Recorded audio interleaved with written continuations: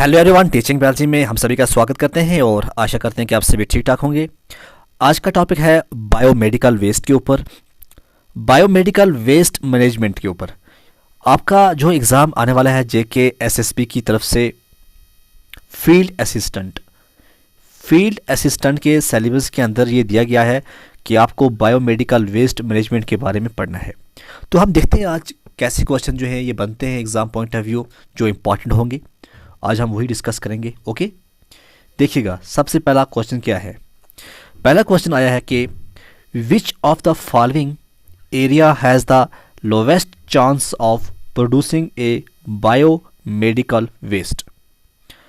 यहाँ पे है हॉस्पिटल्स, क्लिनिक्स, लेबॉर्ट्रीज या फिर एग्रीकल्चर लैंड्स।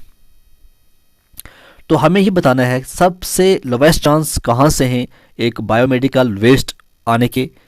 तो इसका जो आंसर आएगा वो आएगा एग्रीकल्चर लैंड्स। कौन सा आएगा? Agriculture lands. क्यों आएगा हम आगे देखते हैं। देखिए,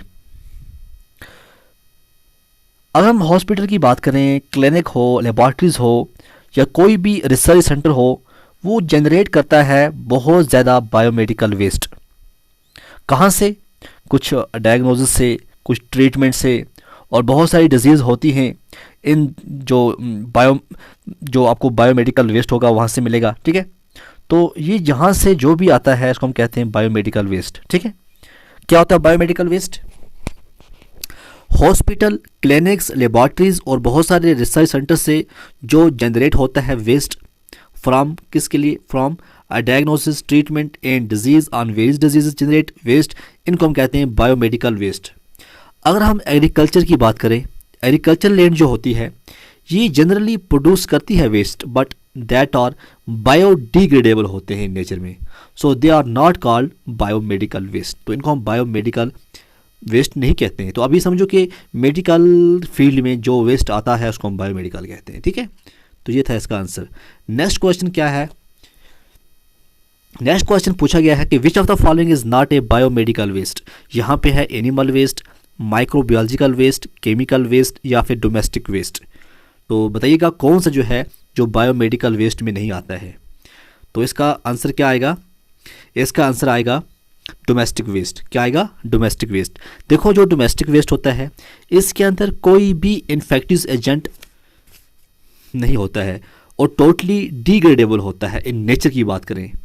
बट अगर हम एनिमल वेस्ट की बात करें, इसमें कहीं ना कहीं आपको एनिमल्स टिश्यू या उसके ऑर्गन्स या आपको माइक्रोबायोलॉजिकल वेस्ट मिलेंगे, जिनके अंदर क्या होगा, कुछ ना कुछ आपको साइड इफ़ेक्ट देखने को मिलेगा। ठीक है, तो केमिकल वेस्ट आप जानते हैं ये कंटेन करती हैं डिसइंफेक्टेंट केमिकल्स।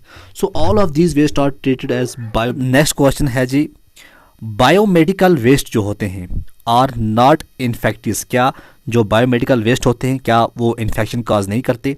क्या ये ट्रू है या फॉल्स है? आप सभी जानते हैं जो बायोमेडिकल वेस्ट होते हैं ये बड़े इन्फेक्टिव होते हैं, तो इन्होंने ये बात गलत बोली है। ठीक है, देखो, बायोमेडिकल वेस्ट होते हैं जो ये इन्फेक्टिव होते हैं। They are pathological pharmaceuticals waste that are infectious to living organisms thereby spreading disease. तो ये बहुत सारी डिजीज़ काज कर सकती हैं। तो ये हमें so it is really required to dispose of the biomedical waste properly. हमें इसको डिस्पोज करना चाहिए ताकि फर्दर कंटेमिनेशन ना हो, तो कोई इससे बीमार ना हो जाए। ओके, नेक्स्ट क्या है? Which of the following is categorised as an incineration waste. तो इसमें किसको कहते हैं इंसेनिरेशन वेस्ट? देखो, इंसेनिरेशन जो ऐश होता है इसी को हम कहते हैं इंसेनिरेशन वेस्ट। देखिए, इंसेनिरेशन ऐश ये कहाँ से आता है? जब आप कोई भी बायोमेडिकल वेस्ट को आप जलाते हो तो वहाँ से जो ऐश निकलती है उसको हम कहते हैं इंसेनिरेशन ऐश। ठीक, तो ये प्रिवेंट करती है further contamination, but this is also create incineration ash. हालांकि आपको भी सबने यही कहा होगा कि अगर आप कहीं ऐसी चीज़ें देखते हो तो उसको आप बर्न कर दिया करो, जला दिया करो।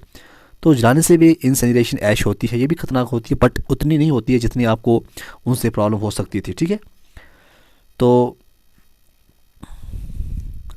which has the potential of causing disease तो होता है इसके अंदर ऐसा पोटेंशियल कि वो डिजीज़ को काज करे, and hence it is treatment is very necessary for the public health के लिए, जहाँ पे animal waste contain animal tissue करते हैं, and organ solid waste can be any waste from the hospital or labs like cotton, blood tubing, catheters etcetera.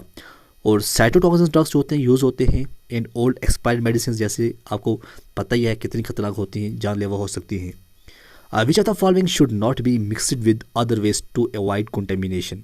यहाँ पे है tarry residue, oily sludge, animal waste, vegetable.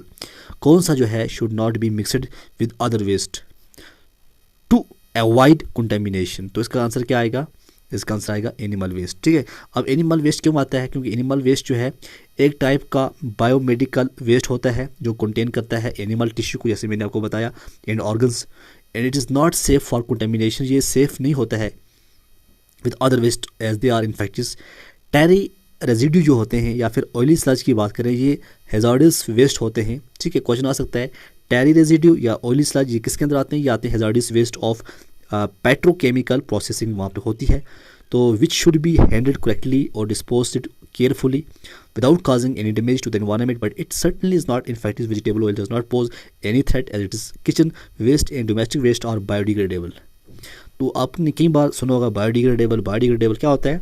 आप ये समझो घर का जो आपको कचरा निकलेगा, ठीक है, घर का जो भी होगा, जब खा पी के आप जो डालते हो डस्टबिन में, वो आप एक गड्ढा खोदिएगा ज़मीन के अंदर, वहाँ पे आप डाल दीजिएगा। ठीक है, तो कुछ टाइम के बाद, कुछ महीनों के बाद या सालों के बाद देखोगे आपको वहाँ कुछ नहीं मिलेगा। उसके बाद है जी, which of the following is not a waste treatment method for biomedical waste? Incineration. समझ गए आप कि जब हम बायोमेडिकल वेस्ट को आग लगाते हैं तब क्या होता है? इनसिनरेशन। कौन सा है हमें ये बताना है, नॉट ए वेस्ट ट्रीटमेंट। हर एक की ट्रीटमेंट होती है ना, या जलाना है या उसको कहीं ना कहीं फेंकना है, तो बेस्ट ये होता है कि आप उसको जला दो। केमिकल डिसइंफेक्टिंग, ऑटोक्लेविंग या सीविंग, तो ये तीनों जो हैं वो आते हैं, नहीं आता तो सीविंग नहीं आता है। ठीक है, देखो सीविंग क्या होता है? सीविंग जो है एक फिजिकल मेथड होता है ऑफ सेपरेशन, जब बिग मॉलिक्यूल को हम सेपरेट करते हैं, और it can not be use in a waste treatment method के लिए यूज़ नहीं होता है। वहीं पे अगर हम इनसिनरेशन की बात करें या केमिकल्स डिसइंफेक्टिंग की बात करें या ऑटोक्लेविंग की बात करें, इनकैप्सुलेशन की बात करें, ये मेथड होते हैं used for waste treatment of biomedical waste. तो यहाँ पे आपको पॉइंट नोट डाउन कीजिएगा कौन कौन से आते हैं। Which of the following requires special treatment for bacteria? तो special treatment for bacteria, of bacteria कौन सी रिक्वायर होता है? क्या पैकेजिंग ऑफ वेस्ट, क्या labelling of waste, transport of waste या डिग्रेडेशन ऑफ वेस्ट? तो require special treatment of bacteria. तो इसका जो आंसर है वो क्या है? उसका आंसर है डिग्रेडेशन ऑफ वेस्ट। देखो होता क्या है, जब वेस्ट डिग्रेडेट होते हैं, स्पेशली हम बात करें, अगर हम बायोमेडिकल वेस्ट की बात करें, require some special treatment of bacteria और अदर माइक्रोऑर्गेनिजम्स। वेयर एज जब हम पैकेजिंग करते हैं या लेवलिंग करते हैं या ट्रांसपोर्ट करते हैं, biomedical waste should be done properly in order to avoid any hazardous contamination of the waste within the environment and with humans that can be infectious। तो वही है, सबसे इजी है, बाकी कभी न कहीं खतरनाक साबित हो सकते हैं। फिर क्वेश्चन आपका क्या आता है कि which of the following can be use to produce marketable compost from dry solid waste? तो हम कौन सा प्रोड्यूस करते हैं, मार्केटेबल कंपोस्ट बनाते हैं?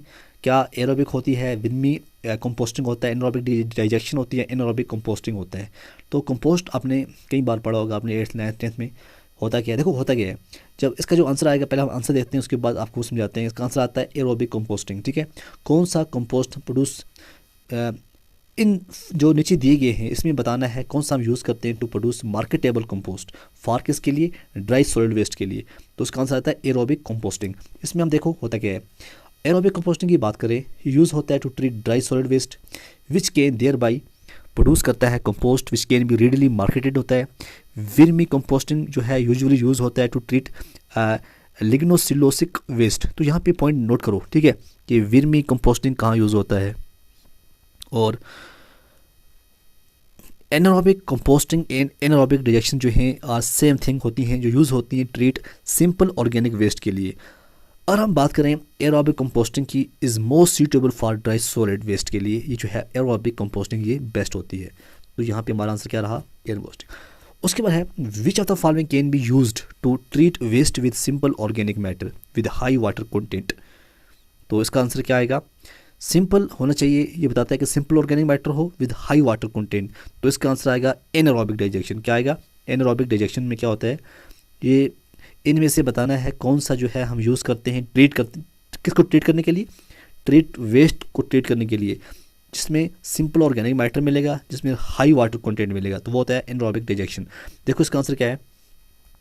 और हम बात करें वर्मी कंपोस्टिंग की, ये यूजुअली यूज़ होता है ट्रीट लिग्नोसेलुलोसिक वेस्ट, जैसे मैंने बोला, जो आल्सो ड्राई इन नेचर होता है। एरोबिक कंपोस्टिंग की बात करें, यूज़ होता है to treat dry solid waste के लिए। इंसिनरेशन की बात करें, एक मेथड होता है ट्रीट वेस्ट बाय बर्निंग, जब भी हम बर्न करते हैं तब इंसिनरेशन हम उसको कहेंगे। एनारोबिक डाइजेशन जो होता है यूज होता है to treat waste with simple organic matter and with high water content which thereby degrade it and produce better marketable compost. Okay, genetically engineered microbes, देखो genetically engineered microorganisms can treat biomedical waste. क्या जो हम genetically engineered microorganism होते हैं, क्या वो ऐसा कर सकते हैं, बायोमेडिकल वेस्ट को ट्रीट कर सकते हैं या नहीं कर सकते? तो जी हाँ, इसका आंसर क्या आएगा, ट्रू, हम कर सकते हैं। देखिए क्या है, जो जेनेटिकली इंजीनियर्ड माइक्रोऑर्गेनिज्म होते हैं यूज़ होते हैं to treat biomedical waste as it give a new biological approach to treat the waste which possess a great threat to the human health. Moreover, it is more environment friendly than any other methods. ये environment friendly भी बनाए जाते हैं। It can be used to convert करते हैं toxic waste to non-hazardous and non-toxic forms. तो ये important बनता है। तो thank you for watching. अगर आपको ये लेक्चर पसंद आया होगा तो आप प्लीज़ कमेंट में अपनी राय दीजिएगा और अपने दोस्तों के साथ शेयर कीजिएगा जिनका एग्ज़ाम आने वाला है। और मैंने बताया था आपको कि मैं एक अलग से प्लेलिस्ट आपके लिए क्रिएट करूँगा जो फील्ड असिस्टेंट के लिए होगा, तो आप वहाँ पे जाइएगा, जो भी बाकी लेक्चर इंपॉर्टेंट है वहाँ पे देखिएगा। आई होप आपका पेपर जो है वो अच्छा जाए।